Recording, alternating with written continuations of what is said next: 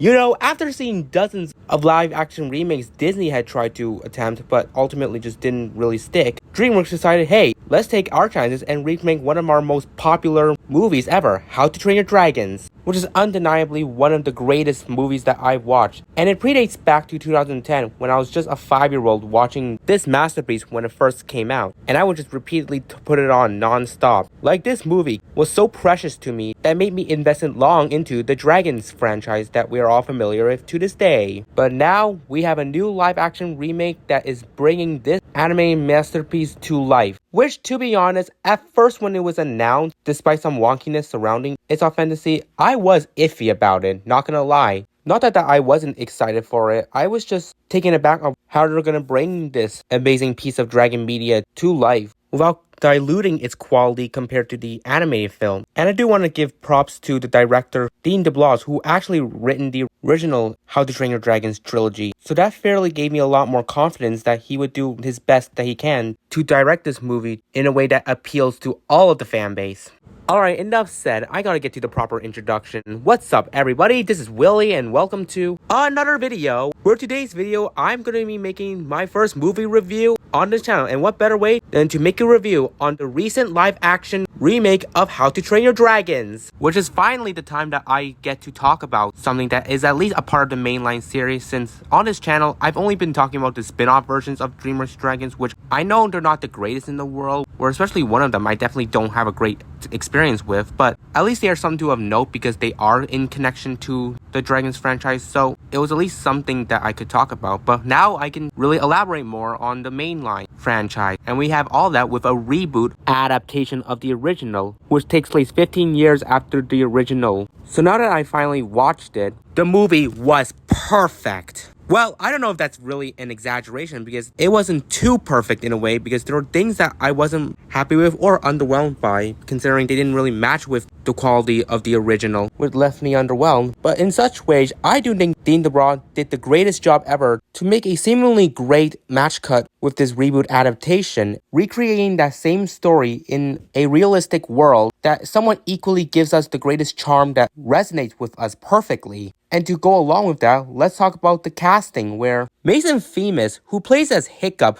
definitely did a seemingly wonderful job bringing Hiccup's character into the realistic world, and I like how he does the best he can to embrace the preciousness of Hiccup's character, being very expressive and dedicating himself to what the character would want. And he just does that in a very decent way. And then we have Nico Parker, who plays as Astrid, and I don't mind her that much. She is alright in a way, but there is some things I'm underwhelmed with her role as Astrid. First and foremost, I do feel like Astrid's character in the animated series felt a lot more intense in giving off more of that love interest energy to Hiccup, while here with Nico Parker, they wrote her character to feel a bit more blunt, but also someone that didn't feel like she expressed much chemistry bond with Hiccup as in comparison to the animated series, which does leave me a bit perplexed. And I'm not sure why they muddied her character a bit, where it could have been more done better if she's written to be less resentful to Hiccup. But either way, I still think Nico did a fine enough job to embody most of Astrid's character qualities in comparison to the OG, but just a bit watered down in some ways. And the last piece of casting that I want to talk about is Stokes' character, who is portrayed by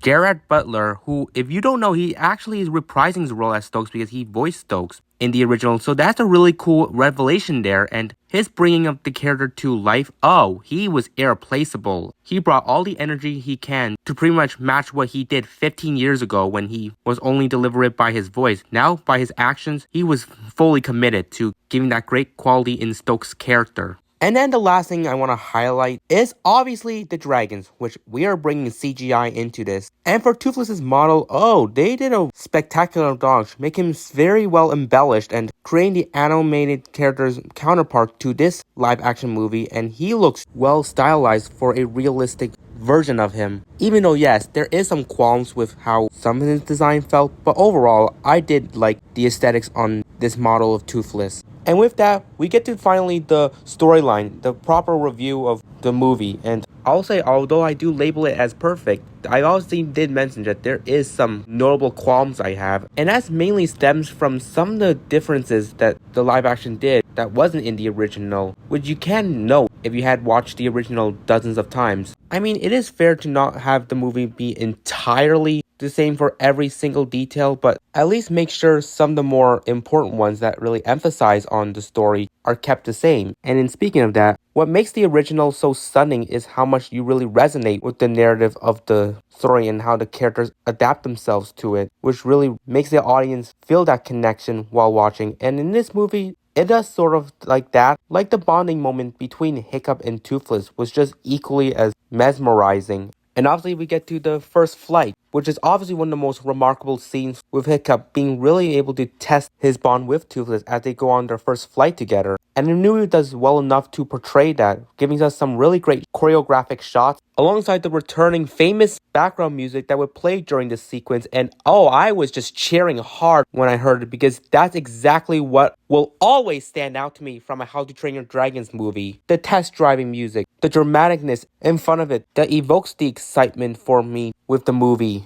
And furthermore, every time there was at least a line or some sort of segment that completely matched with the animated film, I was just cheering hard because it is exactly what I would describe the appeal. But now this is where I will say, going back to what I just mentioned with Astrid's character, they didn't really write her well to give this some sort of chemistry relationship with Hiccup, and that is kind of disappointing that her mending relationship with Hiccup just comes off very contrived instead of more compelling like the animated version does, where they didn't really take the time to do that, and that alone is kind of a bit of a knock against what this live action did. Oh yeah, and I guess I can emphasize with one of the scene changes that the live action did, where during the final battle with the Red Death, the animated version would have Hiccup and Toothless save Astrid and her dragon, first freeing her dragon from the Red Death dragging them in, and saving Astrid as she's falling down, which evoked a lot more intensity, but also putting much more emphasis on their romantic relationship where they're just there for each other. While for the adaptation, they decide to just have Astrid's dragon get its tail stuck on the Red Death's teeth, and instead Astrid just